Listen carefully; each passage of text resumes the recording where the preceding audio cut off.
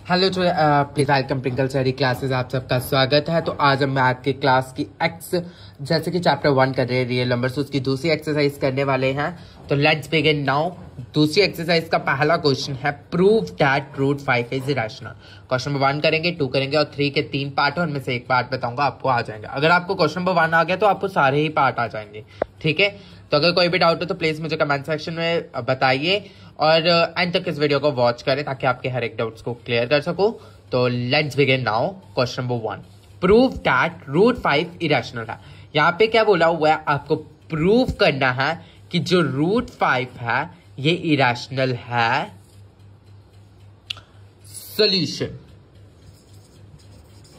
Solution let us assume, मान लो हम assume करते हैं the contrary term, the contrary, let us assume the contrary that root 5 क्या है, रैशनल। हम मान ले कि रूट 5 क्या है, रैशनल है। क्या है, रैशनल। क्या है, रैशनल है।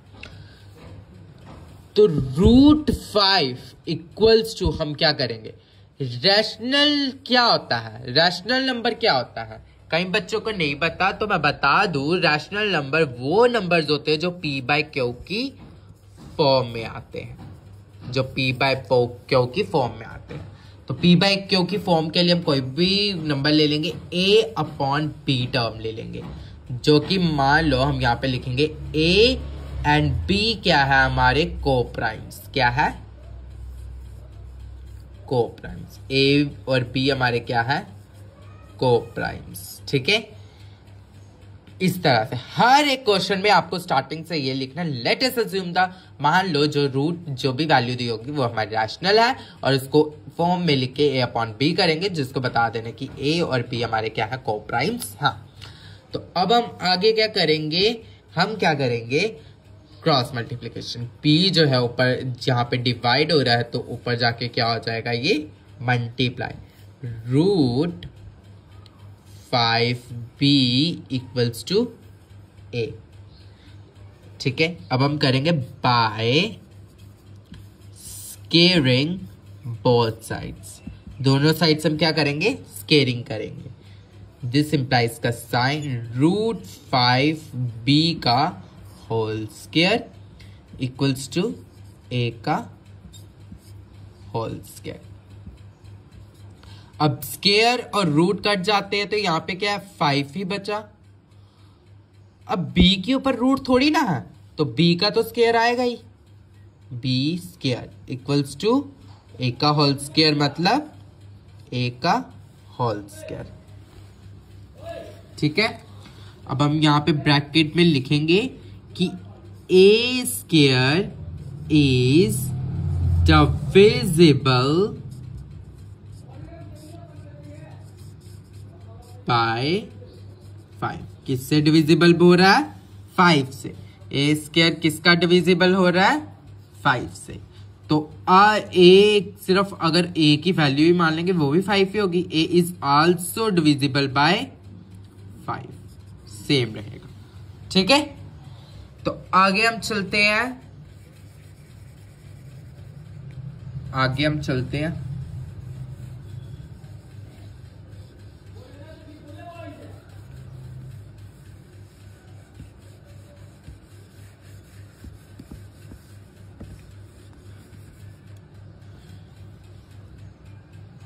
तो इसको हम क्या रखेंगे, फर्स्ट इक्वेशन,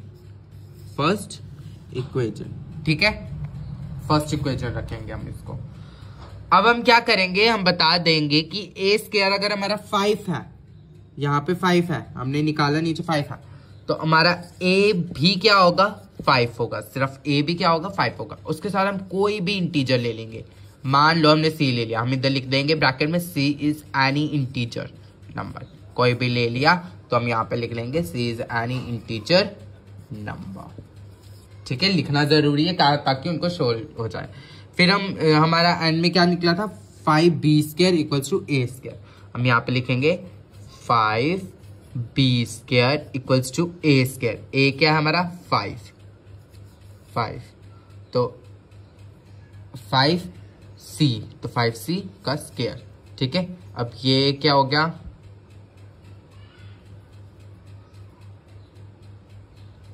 5c का स्क्वायर। ठीक है, ये पूरा 5c का स्क्वायर होगा। 5b का स्क्वायर इक्वल्स टू 5 का स्क्वायर 25 और c स्क्वायर।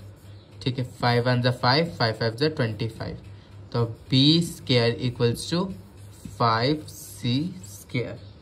ये आया। अब इसके साथ भी हम क्या लिख देंगे, यही b square is divisible by 5। b भी क्या हो रहा है, डिविजिबल हो रहा है 5 से। वहां पे नीचे क्या था, a था ना, ये a स्क्वायर, ये a स्क्वायर है सिर्फ, 5b स्क्वायर के इक्वल था।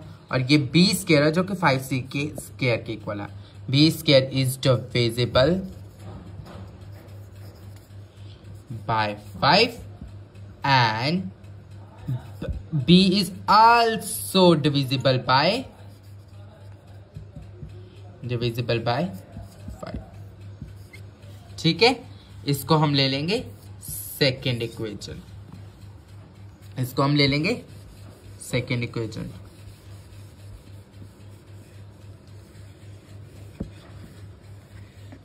सेकेंड इक्वेशन ले ली। अब हम क्या करेंगे, दोनों इक्वेशंस को ले लेंगे।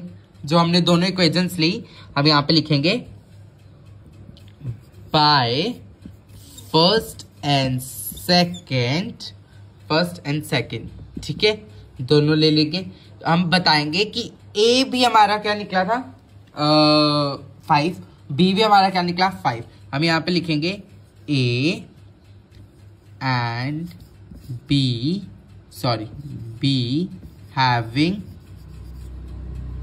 Common factor. दोनों के फैक्टर क्या है, सेम। कॉमन फैक्टर 5, दोनों का 5 कॉमन फैक्टर आया। दोनों का कॉमन फैक्टर क्या आया, 5 आया। ठीक है, तो अब क्या लिखेंगे आगे, this contradiction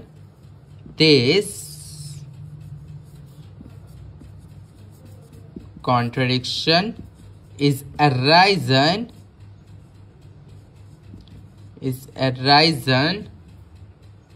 because of our incorrect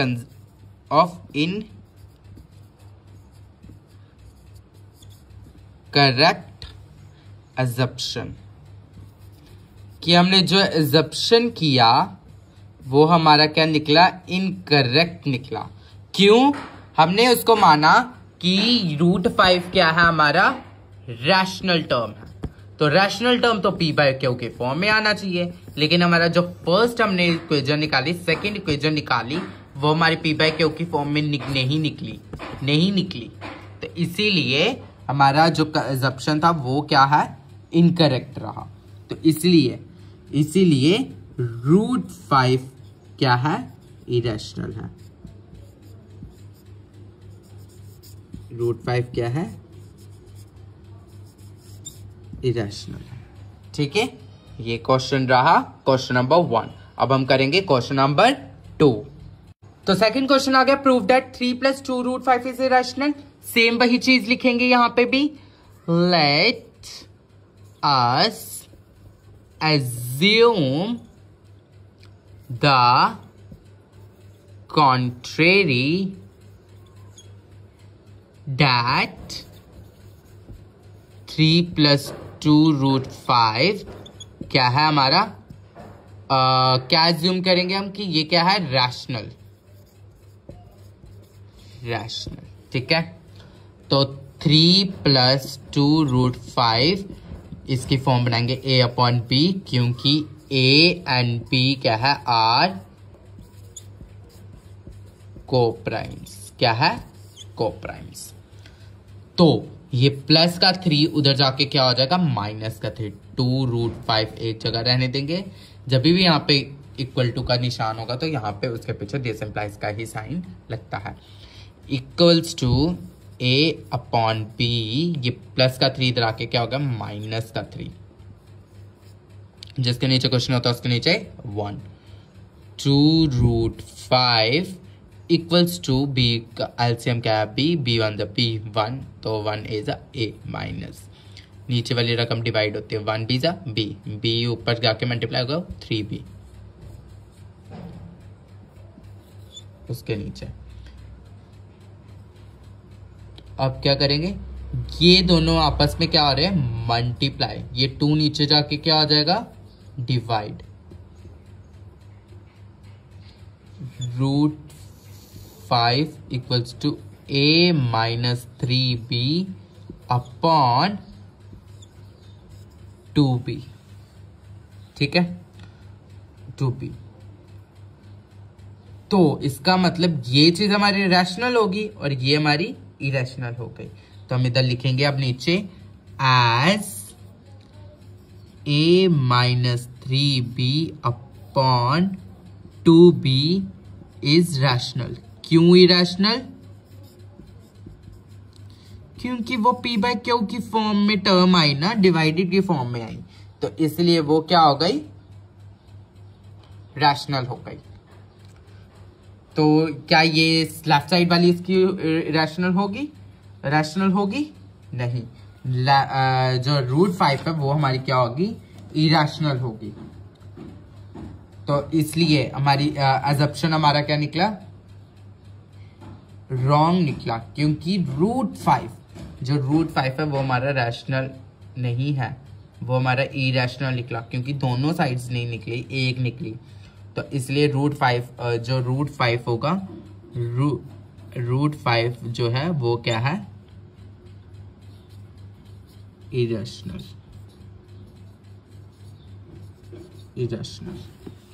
√5 क्या है हमारा इरेशनल है। √5 हमारा क्या है इरेशनल है।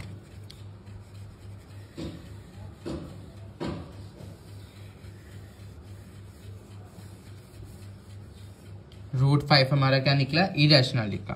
तो इसलिए हमारी पूरी term so we can say that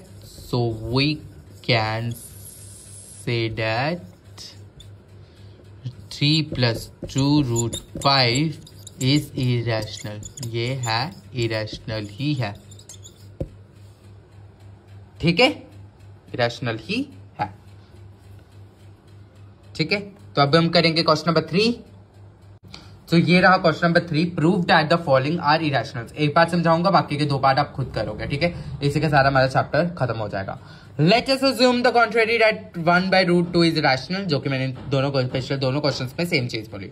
वही 1/√2 equals to a upon b, क्योंकि a एंड b आज हमारे क्या है कोप्राइम्स है। तो वही चीजें हम बार बार कर रहे हैं। अब हम क्या करेंगे, यहाँ पे क्रॉस मल्टीप्लीकेशन करेंगे।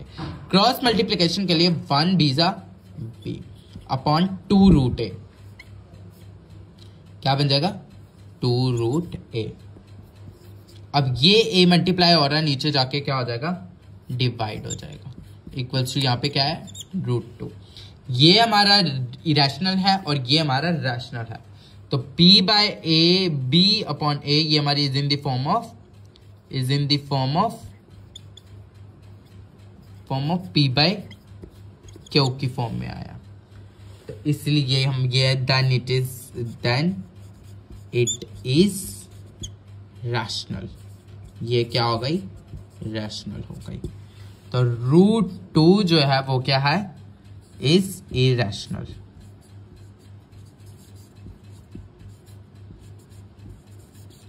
इरेशनल हो गया। So this contradiction is arisen because our assumption is wrong. So we can say that, so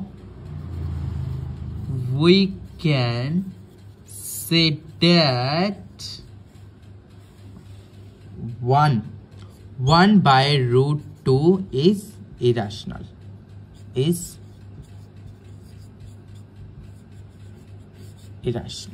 ठीक है। तो ये रहा हमारा तीसरे क्वेश्चन का फर्स्ट पार्ट। तो बाकी के 2 पार्ट आप खुद भी निकाल सकते हो, खुद निकालोगे तो आपको ज्यादा आएगा, ठीक है। अगर कोई डाउट होगा तो प्लीज मुझे कमेंट सेक्शन में बताइए, मैं आपके डाउट्स को क्लियर करूंगा। और इसी के साथ क्लास 10th का फर्स्ट चैप्टर रियल नंबर्स होता है स्टॉप, ये हो गया पूरा चैप्टर आपका कंप्लीट। तो बहुत जल्द हम करेंगे सेकंड चैप्टर स्टार्ट, जो कि सेकंड चैप्टर है पॉलिनोमियल्स, ठीक है। तो ज्यादा से ज्यादा लाइक करें, शेयर करें।